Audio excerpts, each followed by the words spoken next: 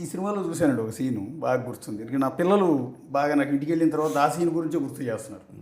అడవిలోకి వెళ్ళినప్పుడు వీళ్ళందరూ కుక్కను వెతుక్కుంటూ కుక్క పిల్లలు వెతుక్కుంటూ వెళ్ళినప్పుడు పులి ఎదురు వస్తుంది.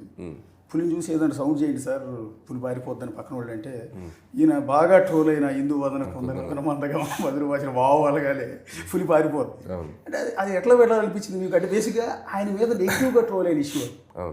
ఆయన ఆ రోజు విజయశాంతి గారితో స్టేజ్ మీద అన్నది పాపం ఎందుకో దాన్ని విపరీతంగా నెగిటివ్గా ట్రోల్ చేశారు. ఆ సీన్ మీరు ఇక్కడ పెట్టాలని ఎట్లా? అంటే ఇవాళ రేపు ఏది ఎప్పుడు ఎలా ట్రోల్ అవుద్దో ఏది ఎప్పుడు వైరల్ అవుద్దో ఎవరికి అర్థం కావట్లా. మనం క్యాజువల్గా మాట్లాడిన మాట రేపు పొద్దునకి సెన్సేషన్ అయిపోయి అది ఇంకోలా వెళ్ళిపోతుంది. సో కాబట్టి ఆ రోజు ఆయన పాడిన దాన్ని ఒకసారి ఒక 3-4 నెలలు బాగా ట్రెండ్ చేశారు, నేను అబ్జర్వ్ చేశాను. సో సమ్ టైమ్స్ ఏంటంటే దాన్నే మనం పాజిటివ్గా కూడా మలిచేయచ్చు. సో అది పెట్టడం వల్ల అది ఈరోజు అది పాజిటివ్ అయిపోయింది.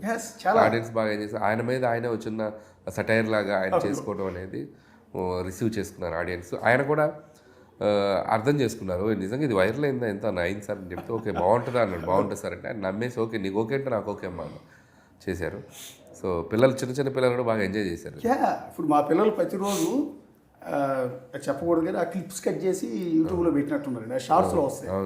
మా పాప మా బాబు రోజుకో 100 సార్లు చూస్తారు. అంత కనెక్ట్ అయ్యింది.